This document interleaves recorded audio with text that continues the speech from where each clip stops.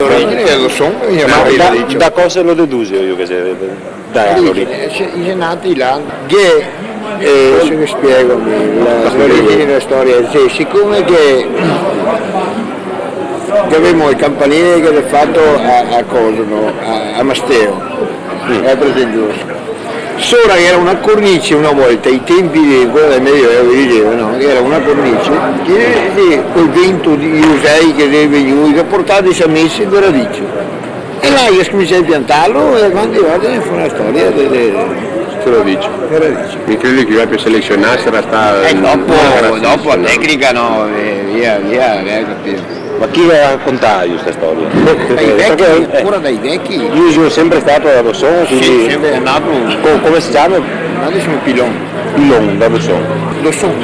E ora mi spiega meglio questa storia, io chi la va a sentire? Dai vecchi no, sempre è una tradizione che viene avanti, no?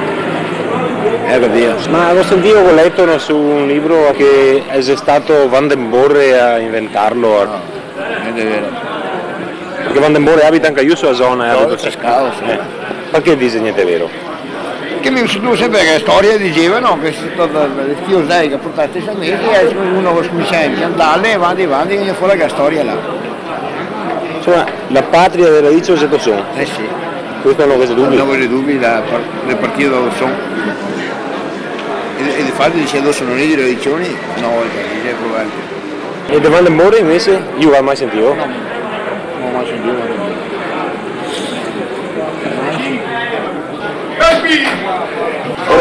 Pilon Antonio io. Armando. Armando.